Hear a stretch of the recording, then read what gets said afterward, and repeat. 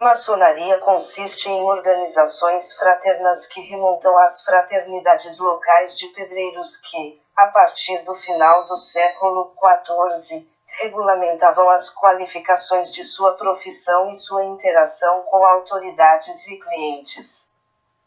Os graus de maçonaria mantêm os 3 graus das guildas de artesanato medieval, os de aprendiz, companheiro e mestre maçom. Ao candidato desses 3 graus é progressivamente ensinado os significados dos símbolos da maçonaria e é confiado a cumprimentos, sinais e palavras para indicar a outros membros que ele foi iniciado. Os graus são parte da moral alegórica da organização, cujos membros são conhecidos como maçons. Existem graus adicionais, que variam de acordo com a localidade e jurisdição, e geralmente são administrados por seus próprios órgãos, separados daqueles que administram os graus de ofício. A unidade organizacional básica local da maçonaria é a loja, que geralmente é supervisionada em nível regional, geralmente em conjunto com um estado, província ou fronteira nacional, por uma obediência. Não existe uma grande loja internacional que supervisiona toda a maçonaria, cada obediência é independente e não se reconhece necessariamente como legítima. A maçonaria moderna consiste em 2 grupos principais de reconhecimento. A maçonaria regular insiste em que um volume de escrituras seja aberto em uma loja de trabalho, que todos os membros professem crer em um ser supremo, que nenhuma mulher seja admitida, embora, em algumas jurisdições, aqueles que fazem a transição para mulheres após o início possam permanecer, e que a discussão sobre religião e política seja proibida. A maçonaria continental é agora o termo geral para as jurisdições que removerão parte ou todas essas restrições. Desde meados do século XIX, os historiadores maçônicos buscam as origens do movimento em uma série de documentos semelhantes conhecidos como manuscritos maçônicos, que datam de cerca de 1425 até o início do século XVIII.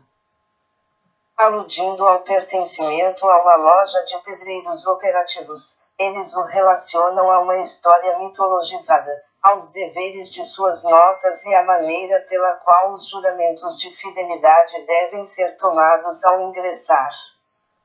O século XV também vê a primeira evidência de rito cerimonial. Não há um mecanismo claro pelo qual essas organizações comerciais locais se tornaram as lojas maçônicas de hoje. Os primeiros rituais e senhas conhecidos, desde lojas operacionais na virada do século XVII a XVIII, mostram continuidade de rituais desenvolvidos no final do século XVIII por maçons aceitos ou especulativos, como aqueles membros que não praticavam o ofício físico passaram a ser gradualmente conhecidos. 4. As atas da Soja de Edimburgo, Capela de Maria, número 1 na Escócia mostram uma continuidade de uma loja operativa em 1598 para uma loja especulativa moderna. Ela tem a reputação de ser a loja maçônica mais antiga do mundo. Alternativamente, Thomas de Quincy em seu trabalho intitulado Rosicrucians and Freemasonry propôs a teoria que sugeria que a maçonaria era possivelmente uma consequência do rosacrucianismo. A teoria também foi postulada em 1803 pelo professor alemão J. G. Bully. A primeira grande loja, a Grande Loja de Londres e Westminster, mais tarde denominada Grande Loja da Inglaterra, foi fundada no dia de São João, 24 de junho de 1717, quando 4 lojas de Londres se reuniram para um jantar conjunto. Muitas lojas inglesas aderiram ao novo órgão regulador, que entrou em um período de autopublicidade e expansão.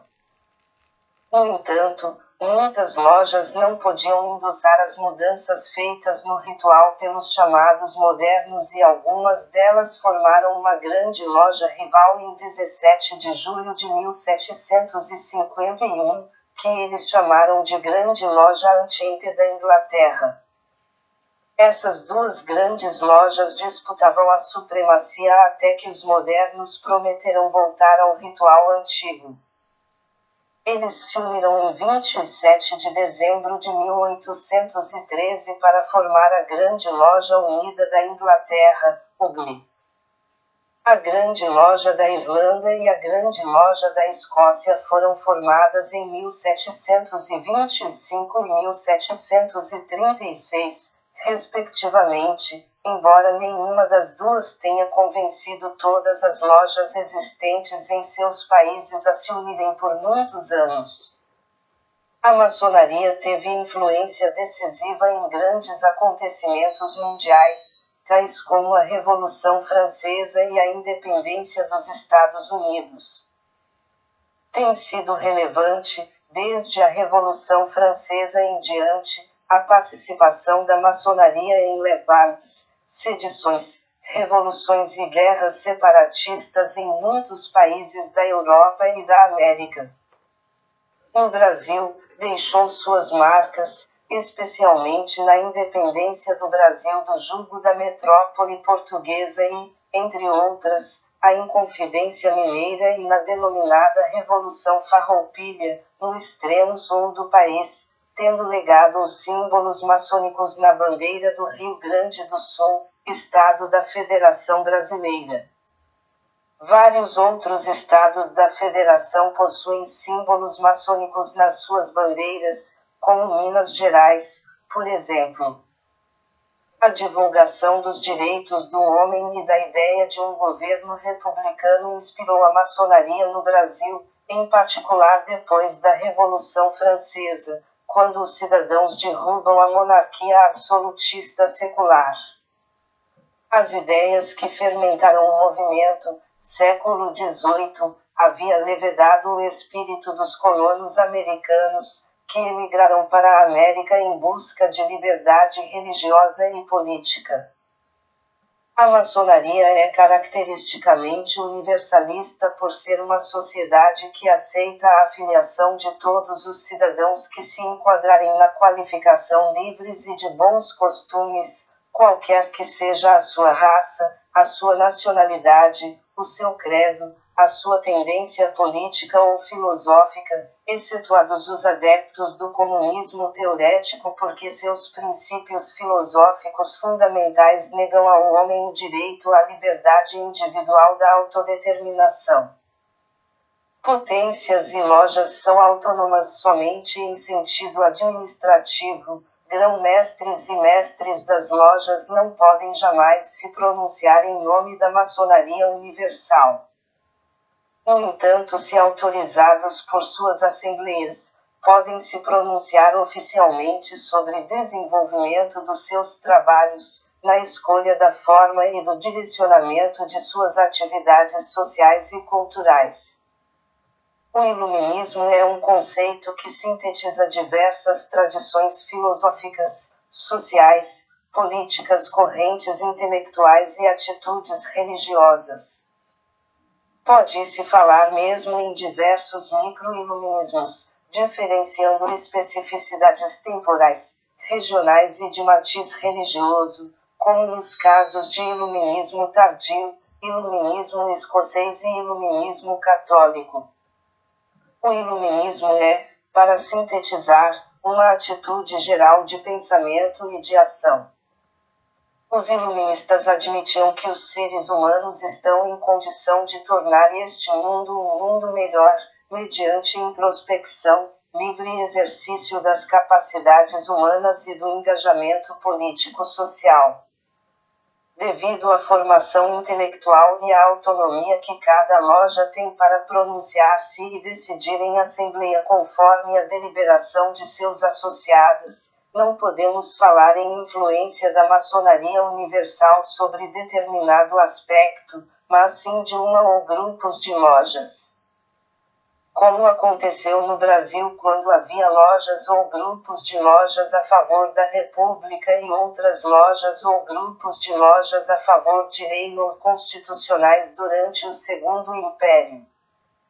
Essas posições, aparentemente divergentes, atendem às aspirações da liberdade maçônica porque ambos os mencionados sistemas políticos limitam os poderes de seus governantes máximos, o presidente ou o rei. Iluministas se filiaram às lojas maçônicas como um lugar seguro e intelectualmente livre e neutro, apropriado para a discussão de suas ideias, principalmente no século XVIII, quando os ideais libertários ainda sofriam sérias restrições por parte dos governos absolutistas na Europa continental, e por isso certamente a maçonaria teria contribuído para a difusão do iluminismo e que este por sua vez também possa ter contribuído para a difusão das lojas maçônicas.